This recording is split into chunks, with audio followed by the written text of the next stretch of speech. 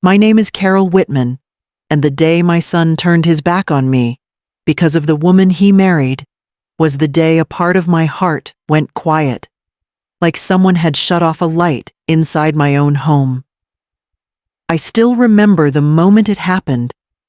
Eric looked at me, then at Lisa, and chose her side, without even blinking.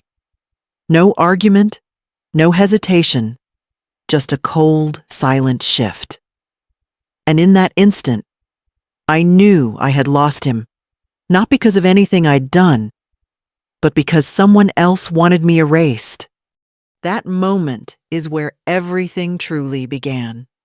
Eric wasn't raised to be ungrateful. He wasn't raised to be distant or ashamed of where he came from. He grew up in our small Indiana town, running through cornfields, fishing with his father at Lake Monroe, and bringing me dandelions from the yard like they were roses. He used to call me every evening when he moved for college just to tell me what he had for dinner.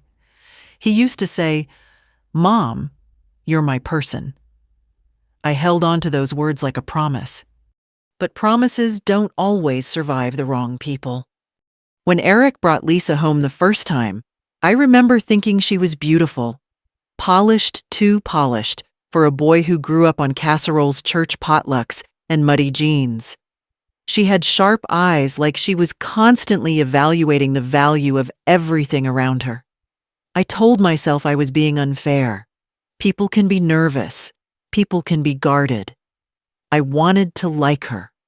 But Lisa made it clear from day one what she thought of me. She scrunched her nose at my house, said it was cozy, which in her voice meant small. She suggested Eric deserved better. She was quick to point out every flaw, every crack, every outdated cabinet. And Eric, who once hugged me from behind while I cooked, stood beside her and said nothing at all. One small silence can grow like a weed. The first real crack came at Thanksgiving. I cooked all day: turkey, green bean casserole, sweet potatoes with marshmallows, the pies Eric loved. Lisa walked in, looked at everything spread out on the counter and said, "Oh, I guess this is traditional." She didn't lift a finger to help. She made Eric take pictures of the table for her feed, rearranged things to look more aesthetic, and complained that the house smelled like gravy. We sat down. I tried to pray before the meal like I always did. Lisa sighed loudly and said, "Let's eat before it gets cold." Eric didn't meet my eyes. That was the first time I felt something slipping. But the true turning point, the one that lodged itself into my bones, came a few months later. I had visited their apartment in Indianapolis for the weekend. I brought homemade bread and a quilt I'd spent weeks sewing, thinking they might appreciate something warm from home. Lisa barely hid her annoyance when I arrived. She made Eric put the quilt in a closet to keep it from clashing with the decor. She told him not to eat too much bread because carbs made his face puffy. She corrected everything I said. Every gesture of kindness was treated like an inconvenience. Still, I tried. Sunday morning, I hugged Eric goodbye in the hallway. I whispered, "I miss you, honey. Call me when you get time." He smiled softly, the old smile, and said he would. But that call never came. Instead, a week later, I got a message, just a short one. "Eric, Mom, we need some space for a while. Lisa thinks it's best." Lisa thinks. Lisa decides. Lisa speaks. My son follows. I stared at that message for a long time. I typed replies, erased them, typed again. What could I say? Beg, plead? Ask what I did wrong? I refused to humiliate myself for someone who saw me as clutter in her husband's life. So I didn't respond, and he didn't try again. Weeks turned to months. Months turned to years. Birthdays passed without a call. Christmas came with no card. My house grew quiet, too quiet. People in town asked how Eric was doing, and I'd smile and say he's busy. Busy forgetting me, maybe. Busy being someone else's son. Loneliness is a strange thing. It doesn't announce itself, it settles in. I found myself eating dinner at the same corner of the table every night, listening to the ticking of the old kitchen clock. I sat on the couch with the TV on, just for noise. I kept Eric's room neat, as if he might walk back in one day. But he never did. Then one spring morning, after more than a decade of silence, a rumor reached me through a neighbor Eric and Lisa had hit financial trouble. Big trouble. Debt. Eviction. Job issues. All the things Lisa believed she was too good for. And for the first time in years, I felt something other than sadness. I felt strength. I took a long walk that night under the Indiana sky. I told myself I would not waste the life I still had. I was in my late 60s, not done, not useless, not broken. I still had value. I still had time. And maybe, just maybe, I still had something to build. So I made a decision. If my son wasn't coming back, then I was moving forward. If he had chosen silence, then I would choose myself. I got a part-time job at a local bakery early mornings, the smell of fresh bread, friendly customers. I decluttered my house, sold old furniture, rented out the spare room to a traveling nurse, joined a quilting group, volunteered at church. I learned how to budget properly, saved every leftover penny. Year by year, I rebuilt a life that was mine alone. And eventually, after patience, grit, and more courage than I knew I had, I bought a big, beautiful house on the edge of town. Not a mansion, not luxury, but mine. Spacious, sunlit, peaceful. A symbol of everything I survived. I remember standing on the porch the day I got the keys whispering, "You did it, Carol. You really did it." I had no idea that years of silence were about to end. No idea that footsteps would return to my porch. No idea that the same people who abandoned me would show up smiling, pretending nothing had happened. But that moment, the knock on the door and my answer. That is the beginning of everything that came next. The weeks after buying my new home felt like stepping into a life I didn't think I'd ever earn at my age. Every morning, sunlight slipped through the big kitchen windows and warmed the hardwood floors, and I would stand there for a moment, just taking it in quiet, peaceful, and entirely my own. For the first time in years, I didn't feel small. I didn't feel forgotten. I felt steady, like the ground under my feet finally belonged to me again. I kept the place simple. A pair of rocking chairs on the front porch, a garden bed by the mailbox where I planted marigolds and tomatoes, a wind chime my neighbor Margaret gave me as a housewarming present. When the breeze hit just right, it sang a soft, low melody that reminded me of summers long past. I started to build routines that made the days feel meaningful. Morning coffee on the porch, an afternoon walk down Maplewood Lane, evenings spent quilting while an old radio played classic country songs. People in the community seemed genuinely happy for me. Mrs. Dwyer from church stopped by with a casserole. The mailman complimented my flower beds. The young couple 2 houses down invited me over for lemonade one Saturday afternoon. Small things, ordinary things, but they stitched my life back together in ways I hadn't realized I needed. It felt good to be seen again, not as a burden or an inconvenience, but simply as a person. Work at the bakery helped too. I only worked 3 mornings a week, but the routine grounded me. The bell on the door jingled when customers came in for coffee and fresh sourdough. I liked watching older couples split a cinnamon roll or mothers come in with toddlers still rubbing sleep from their eyes. I liked knowing regulars by name. On Friday mornings, I fried donut holes and dusted them with powdered sugar. The owner, Linda, always joked that mine sold faster because you make them with motherly love. We'd laugh, though some days the words caused a small ache in my chest. Still, I was proud of what I'd built, the savings I'd scraped together, the financial discipline I'd learned late in life, the courage it took to create a future without the one person I once imagined would always be by my side. Healing is not a moment. It's a slow and stubborn climb. But even in peace, memories have a way of sneaking in. Sometimes at night, while washing dishes or folding laundry, I'd think of Eric, what he was doing, whether he was happy, if he ever thought of me. I'd picture him as the little boy who used to sit at the kitchen table swinging his legs, telling me about school or the new book he was reading. I didn't linger on the pain, but I didn't erase it either. It was part of my story, part of what made this new life possible. One afternoon in early fall, while I was trimming the rose bushes near the porch, Margaret walked over carrying a folded newspaper. "You might want to see this," she said gently. It was an article from the Indianapolis section, nothing dramatic, nothing scandalous.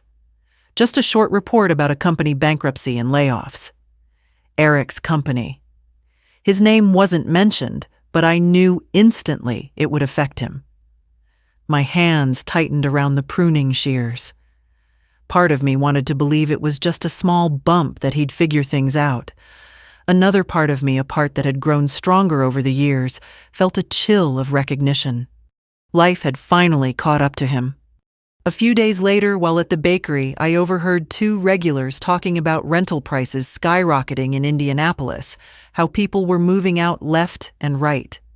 Job losses, evictions, families doubling up in smaller homes. I stood behind the counter tying bread loaves into paper bags and felt something shift in the air. A sense that the story I had closed wasn't quite finished. But I didn't try to find out more. I didn't dig. I didn't ask around. I had learned the hard way that chasing after someone who already chose to leave only opens old wounds. I reminded myself that my life had grown without them. That this home, this peace, this strength, I earned it. It wasn't until late October, just as the leaves had turned a deep gold, that I finally got the first real sign. I was at home baking apple crisp when my phone buzzed with a text from an unknown number. "Hi, Mom." Just 2 words. No apology, no explanation, no warmth.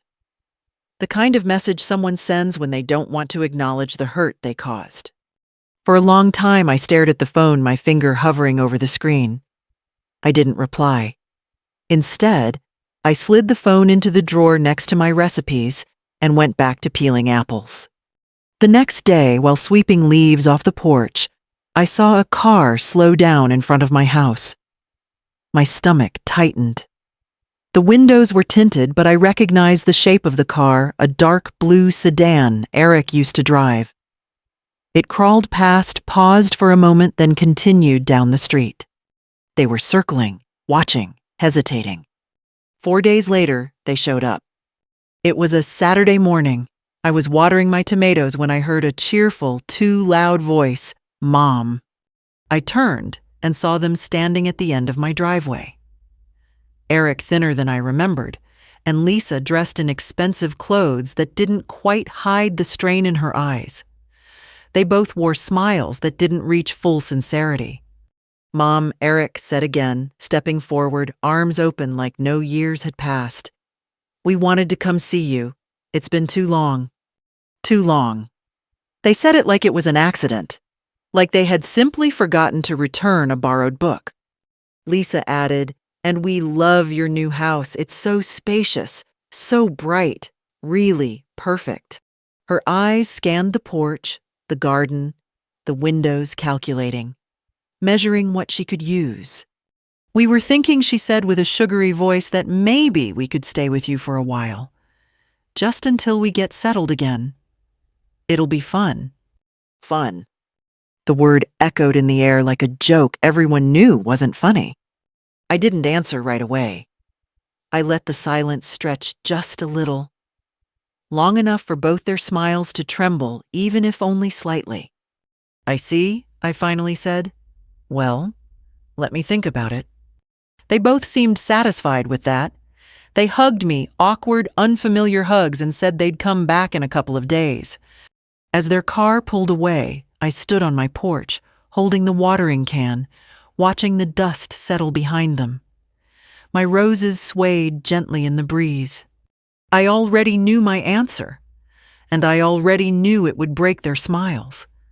The house felt different after they left that morning. Still peaceful. Still mine, but carrying a tension under the quiet, like the air before a storm. I set the watering can down beside the porch rail and sat in one of the rocking chairs, letting the porch boards creak gently beneath me. I watched the road long after their car disappeared, not because I expected them to return right away, but because I needed a moment to understand how I truly felt. It wasn't anger anymore. Not the hot, sharp anger I'd once felt when they cut me out. This was something steadier, clearer. A kind of strength that only comes from being broken and building yourself back, brick by brick. I had survived their abandonment. I wasn't about to hand over my peace just because life had finally caught up to them. That afternoon, I pulled out my old sewing basket and worked on a quilt pattern I'd been piecing together, blues, creams, touches of gold. I let my hands move while my thoughts settled. The rhythmic tug of thread through fabric helped me breathe. It always had. When my husband was sick, quilting kept my mind from unraveling. After Eric left, it gave my hands something to hold when my heart felt too empty. By the time I put the quilt away, the sun had dipped low, and the house lights warmed the rooms with a soft glow. I made a simple dinner, grilled cheese and tomato soup, and ate at the kitchen island while listening to the evening news. Nothing remarkable happened, but for the first time since their visit, I felt calm. Steady. Ready. The next morning at the bakery, Linda took one look at me and narrowed her eyes the way only a longtime friend can. "You've got something on your mind," she said, while sliding a tray of croissants into the oven. I shrugged. Maybe. She waited. I knew she wouldn't pry, but she'd listen if I wanted to talk. So when the morning rush died down and I was wiping the counter near the register, I finally said Eric came by yesterday. Linda stopped mid-motion, the coffee pot hovering in her hand. "After all these years." I nodded. "And let me guess," she set the pot down with a soft thud. "They need something." I let out a slow breath. "A place to stay." Her eyebrows shot up. "Oh, Carol." "I know," I said quietly. She studied my face for a long moment before saying, "Whatever you decide, make sure it protects your heart and your home." I knew she was right. Helping someone is one thing. Being used is another, and I had lived long enough to know the difference. After work, I stopped by the grocery store to pick up a few things: milk, eggs, apples. When I turned into the baking aisle, I nearly bumped into Margaret from next door. She greeted me with her usual warm smile, but then her expression changed. "Honey, you look like your mind is spinning." I laughed softly. "That obvious." She touched my arm gently. "You don't have to carry everything alone, you know." Maybe I did need to talk about it at least a little. So I told her everything, not angrily, just honestly. The visit, the smiles, the request, the long silence before it. And when I finished, Margaret let out a slow exhale. "They want the life you built without them," she said, "but that doesn't mean you owe it to them." I nodded, grateful for her clarity. Sometimes the right words come from someone who hasn't been bruised by the situation, someone who can see it without years of history clouding their view. Later that evening, after putting groceries away and tidying the kitchen, I sat on the porch again. The sky was streaked with pink and tangerine. Fireflies blinked across the yard, the kind of evening that made small-town Indiana feel timeless. I thought about Eric as a teenager, mowing the lawn, tracking dirt into the house, stealing bites of chocolate cake before dinner. I thought about the man he'd become, the distance he'd allowed, the choices he'd made. And even then, with all the hurt, I still wanted him to be okay. I still wanted him to grow, to be stronger, to learn. But not at the cost of losing myself again. 2 days passed quietly. I went to work, watered the garden, chatted with neighbors. I didn't mention Eric or Lisa to anyone else. I didn't need sympathy. I needed clarity. And I found it in the steady rhythm of my days. On the second evening, while trimming dead blooms from my marigolds, I felt a flicker of intuition, like the world holding its breath for a moment. I set the shears down and looked toward the road. A blue sedan appeared at the end of the street. They were coming. I stayed seated on the porch, hands resting loosely in my lap. I didn't want to meet them in the driveway. I didn't want to greet them as if they were expected. I wanted them to come to me on my terms.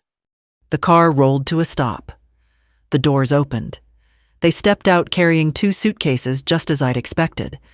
They walked up the driveway, their smiles wide and practiced. Mom, Eric called out, "We're here." Lisa waved like she was greeting an old friend. We brought our things. Only for a little while. We don't want to be a burden. A burden. If only they knew the weight they had once placed on me. As they climbed the porch steps, I could see it clearly, hope mixed with entitlement. They thought they'd already won. They thought my silence meant acceptance. They thought my age meant softness. I waited until they reached the top step before I spoke.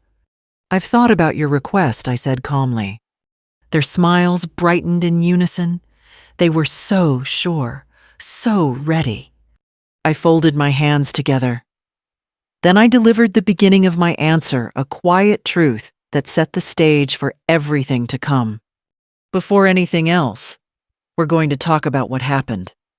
Their smiles flickered, just slightly, but enough. Eric shifted his weight when I said we needed to talk about what happened. I could see the uneasiness settle into his posture. Shoulders tightening, smile slowly thinning. Lisa, however, kept her lips curved upward, though it looked more like a stretched mask than a genuine expression. She placed her manicured hand on Eric's arm, as if reminding him to stay collected. "What do you mean, Mom?" she asked, tilting her head just enough to feign innocence.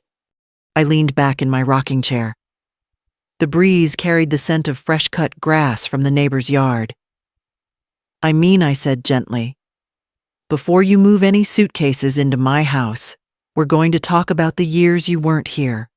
Eric let out a small breath, not quite a sigh, not quite a groan, something in between. "Mom, we don't have to dig all that up. It's in the past." "It's not," I replied calmly. "If it were in the past, the space between us wouldn't be this big." Silence draped itself over the porch. Even the wind seemed to pause. Lisa spoke first. "We came because we want to reconnect. That should be enough." Enough. If only she knew how heavy that word felt.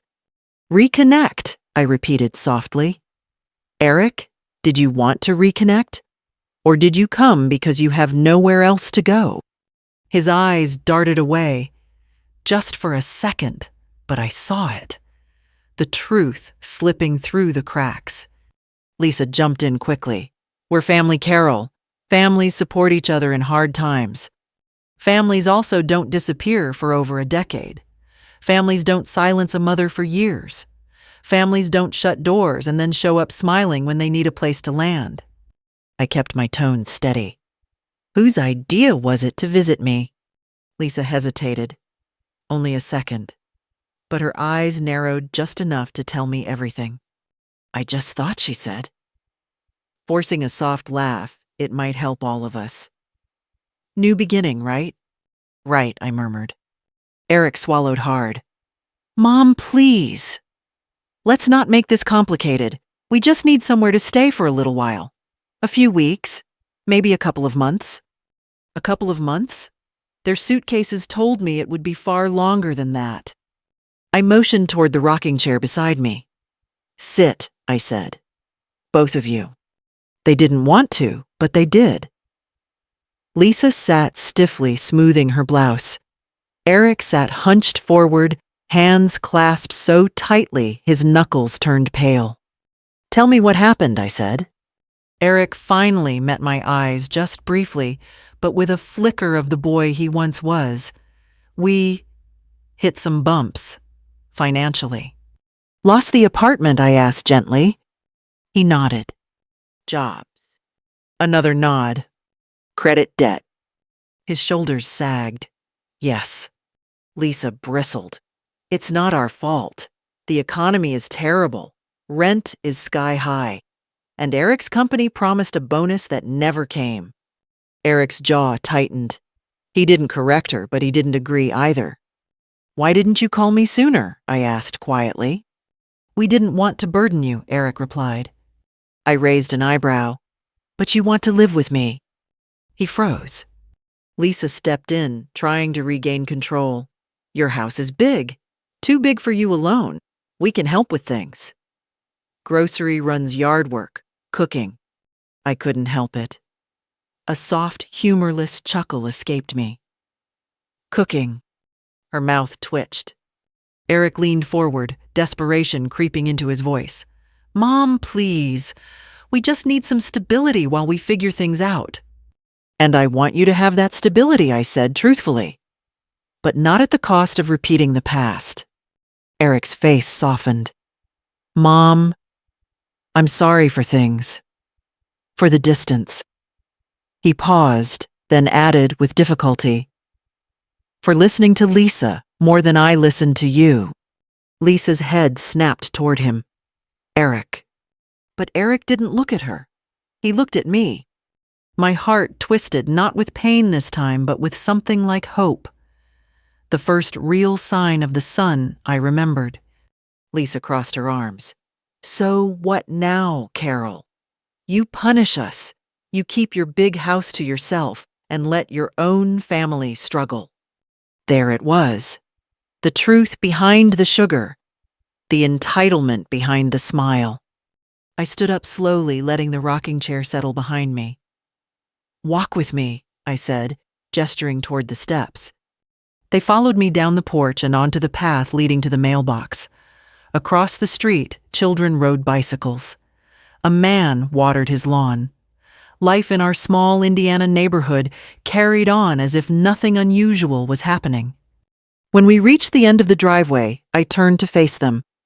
You came here, I said quietly, thinking that because I'm your mother, I'd automatically let you move into my home. You thought time erased everything. Lisa opened her mouth, but I held up a hand.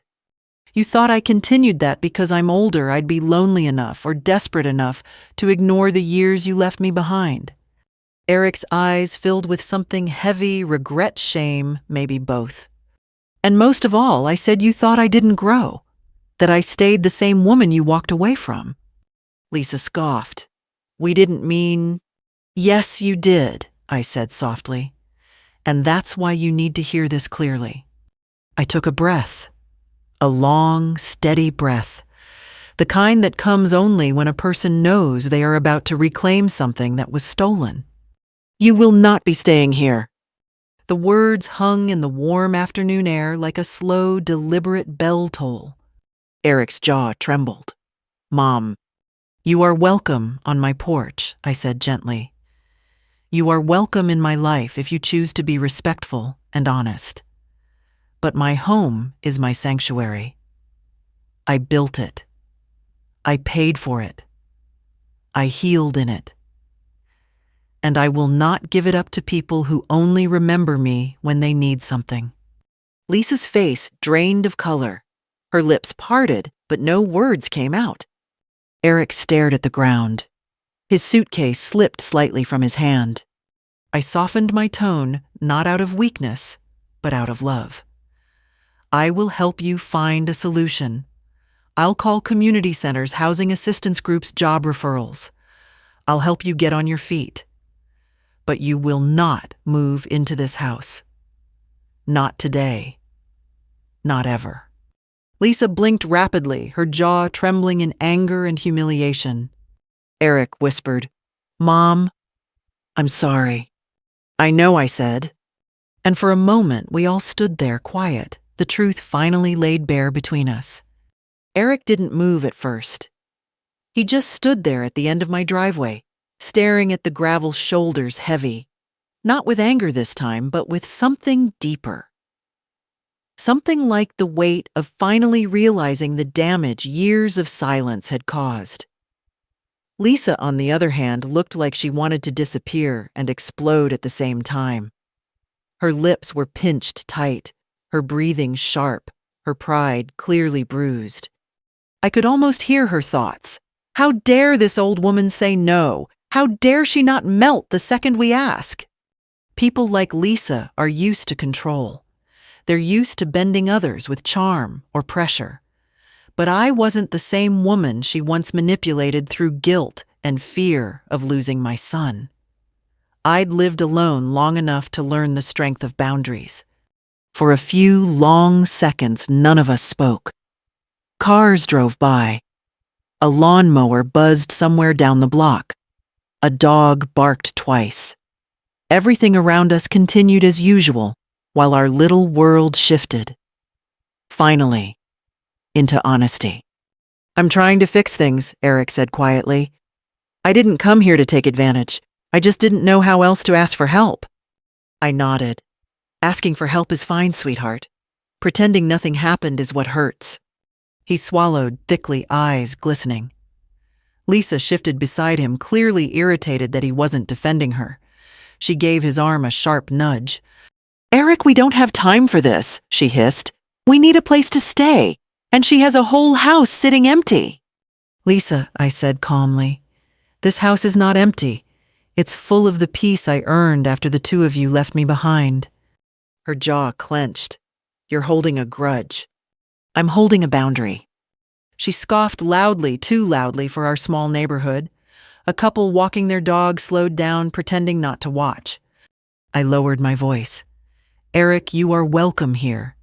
You will always be welcome in my life. But I won't let you or anyone else treat my home like a backup plan." Lisa turned sharply toward him. "Say something. Tell her we have a right to be here." Eric looked exhausted, truly exhausted in a way I hadn't seen before. He rubbed his face and said, "Lisa, stop. This isn't helping." That stunned her. Her eyes widened as if she'd been slapped by the truth. He continued, speaking slowly. "Mom's right. We haven't been fair to her. And we didn't come here with the right attitude. It wasn't a grand apology. It wasn't perfect. But it was real. It was the first honest thing he'd said to me in years." I softened enough to place my hand on his arm.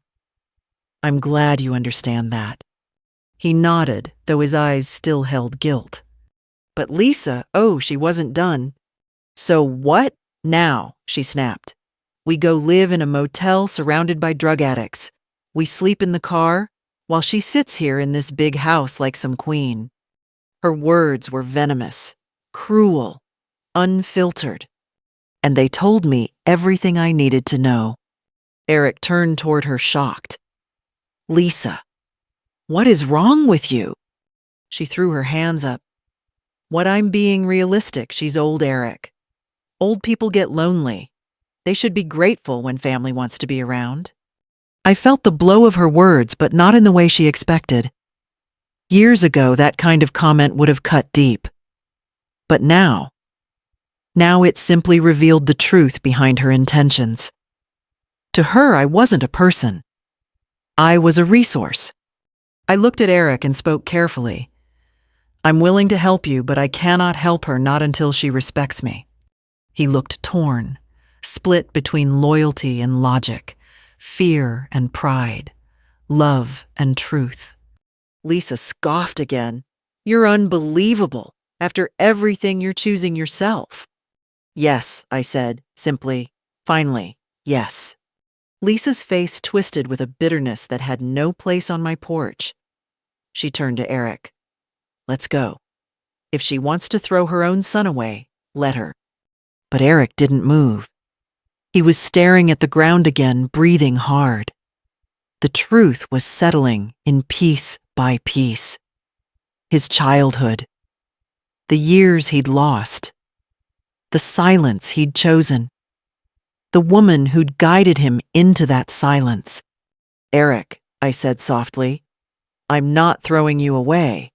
I'm offering you a chance to rebuild honestly, with dignity, and without stepping on the person you came from."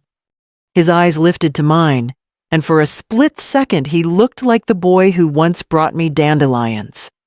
Then Lisa grabbed his wrist. "We're leaving." She tugged, hard. He didn't budge. "Eric," she snapped. Slowly, very slowly, he pulled his hand from her grip. "I need space," he said quietly. The shock on Lisa's face was almost frightening. "What?" He sighed. "We came here for help, but you're not helping. You're making everything worse. You always push." Her lips curled. "Are you blaming me now?" "I'm saying," he replied, voice trembling, "that I need to figure things out for myself. And I need to do it without yelling or being manipulated." The word landed like a stone. Lisa gasped. "How dare you?" Eric held up a hand. "Just give me a day. One day." She was furious. I could practically feel the heat radiating from her. She spun around, stomped to the car, and slammed the door so hard the windows shook. Eric didn't follow her. He just stood there, shoulders shaking, eyes on the ground, looking more lost than a grown man should ever have to feel. "Mom," he whispered, voice cracking, "I'm sorry." I stepped closer and placed a hand on his back, rubbing gently, like I used to when he scraped his knees as a boy. "I know," I said. "We'll figure this out." "I don't want to lose you again," he said. "You won't," I replied. "But first, you need to decide the kind of man you want to be from here on out." He nodded slowly, wiping his eyes. Lisa, seeing he wasn't coming, started the car and sped off, leaving a cloud of dust behind her. Eric exhaled shakily. "I guess I'm walking." "I'll drive you somewhere," I said gently. "But not to stay. Not today. First we'll talk, eat, breathe, think." He nodded again. For the first time in over a decade, I felt my son opening, not perfectly, not fully, but enough. Enough to try. Enough to heal. Enough to finally come home, not to my house, but to the truth. Eric walked beside me toward the house, his steps slow and heavy, like each one took something out of him. I could see the boy he once was, trying to surface through the man he'd become, the man who'd let someone else steer his life so far off course. When we reached the porch, I opened the door and motioned for him to sit at the kitchen table. It was a simple table. Wooden, old, scratched in some places from years of use. But it had held countless meals, conversations, and prayers. It had held our family once. Now it held the awkward, fragile beginning of something new. I warmed up some leftover soup from the night before and set a bowl in front of him. He stared at it like it was a memory he'd forgotten how to touch. "You don't have to eat if you're not hungry," I said softly. He shook his head. "I am. I didn't realize how much I missed this. Being here.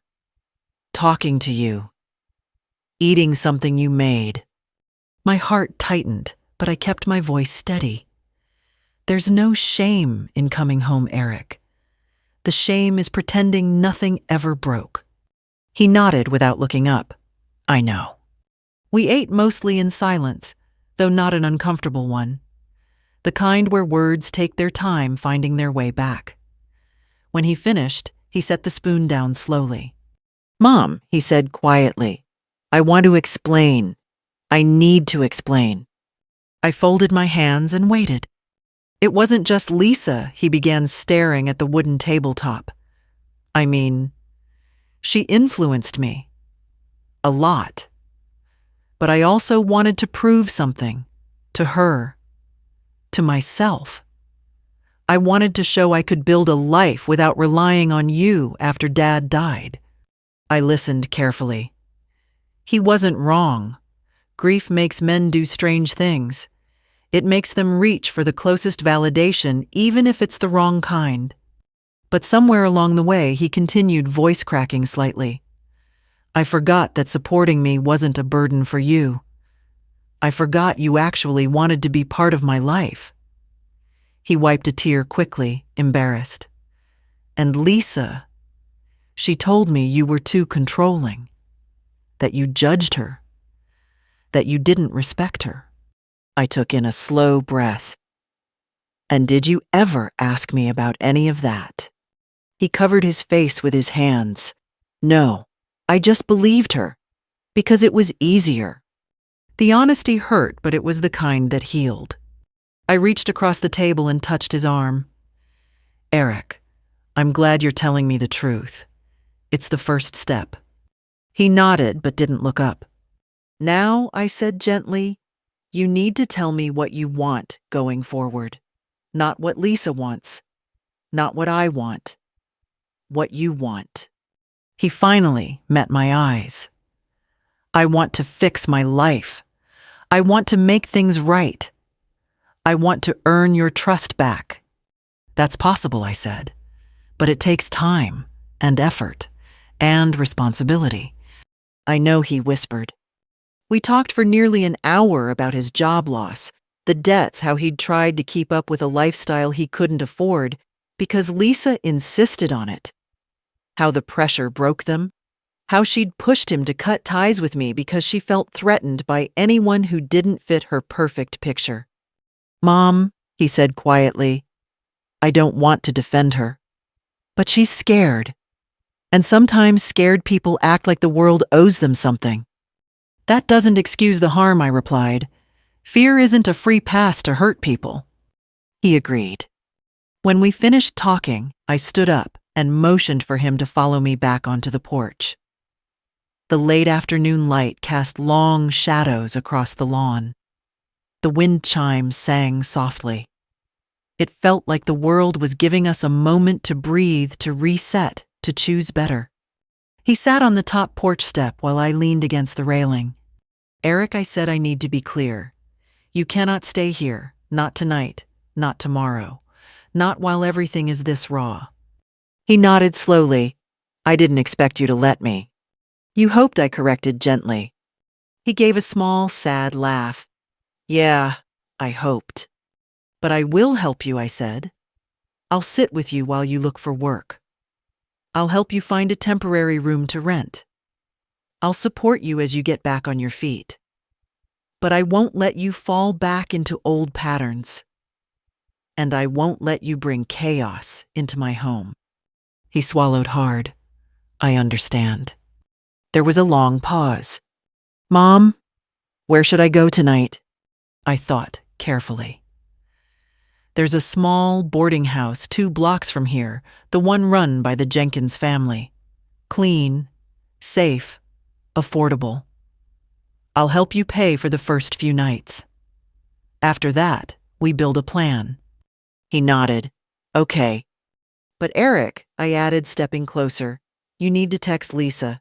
Tell her you're safe, and tell her you need space. Don't disappear, don't run. Communicate. Be honest. His jaw tightened.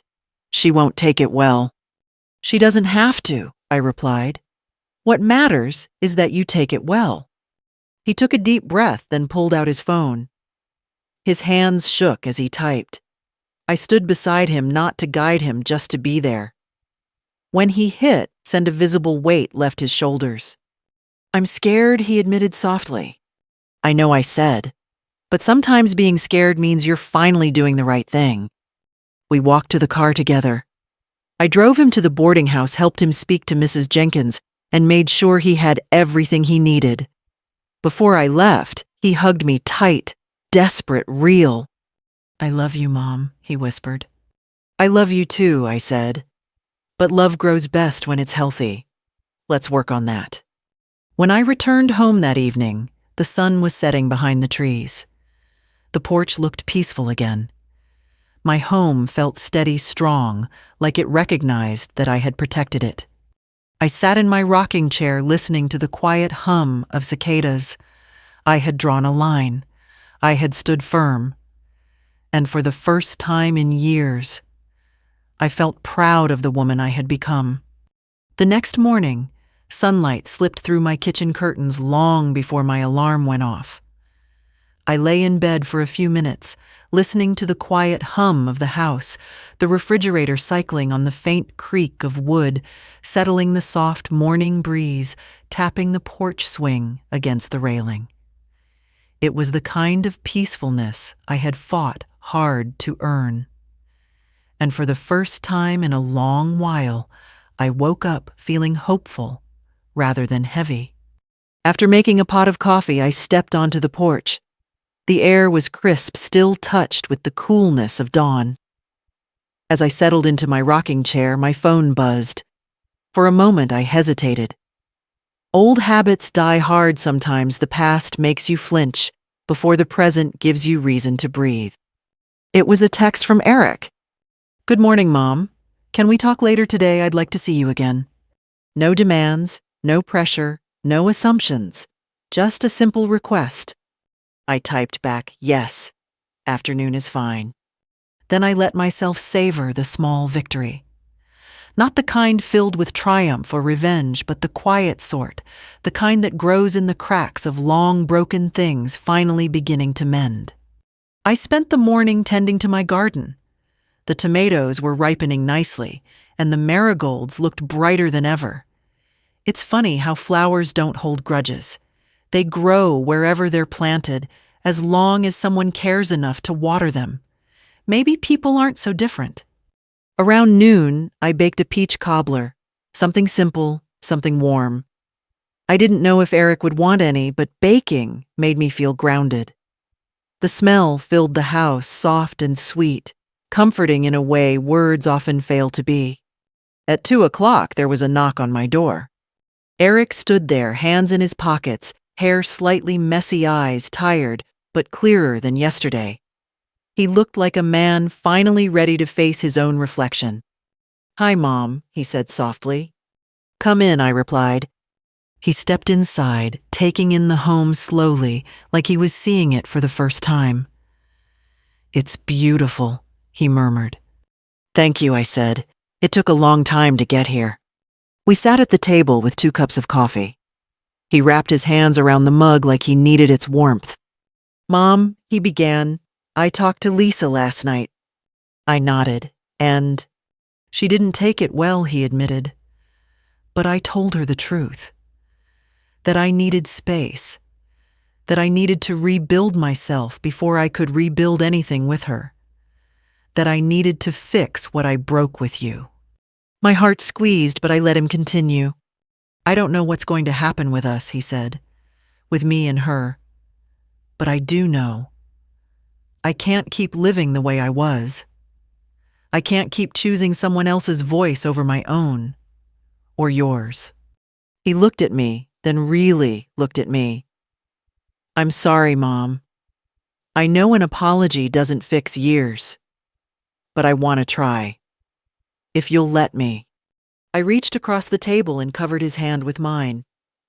"Trying is enough," I said. "Trying is where healing starts." He swallowed his shoulders, relaxing. "I want to help you too. I want to be part of your life again. Not because I need a place to stay, but because I miss you."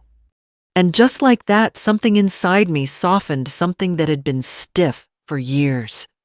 "We take it slow," I said. "We rebuild with honesty. That's all I ask." He nodded. "I can do that." We spent the next hour talking, really talking. About jobs he might apply for. About the boarding house and how long he planned to stay there. About the choices he wished he had made differently. And I listened. Not as a wounded mother, but as a woman who had survived enough storms to appreciate clear skies when they came. Before he left, I handed him a warm slice of peach cobbler wrapped in foil. "For later," I said. He smiled, the kind of smile that came from the heart, not the face. Thanks, Mom. When he walked down the driveway, I watched from the porch. His steps were uncertain, but steady. Healing rarely comes in sweeping declarations. It comes in small, deliberate steps like those. 3 days later, he found a temporary job at a hardware store. A week after that, he attended his first financial counseling session. Slowly, he started piecing together the parts of his life he'd let fall apart. And each time he made progress, he stopped by to tell me not for approval, but for connection. As for Lisa, time revealed what needed to be revealed. She texted occasionally, asking where Eric was, why he needed so much space when he planned to stop acting dramatic. When he didn't respond exactly how she wanted, she grew angry, then cold, then distant. Eventually, she said she needed a break to think. It wasn't the ending Eric wanted, but it was the reality he finally accepted. One evening, he sat on my porch with me watching the sun dip low behind the trees. I don't know what's next for me, he said quietly, but I know I want it to be better than what I came from. That's enough, I replied. Better is always enough. He looked at me, then eyes warm. Thank you for not turning me away, for helping me even when I didn't deserve it. That's what mothers do, I said. But helping someone doesn't mean letting them hurt you. I learned that the hard way. He nodded slowly, a lesson settling into place. As the porch light flickered on, he squeezed my hand. I'm going to earn back your trust, he said. One day at a time.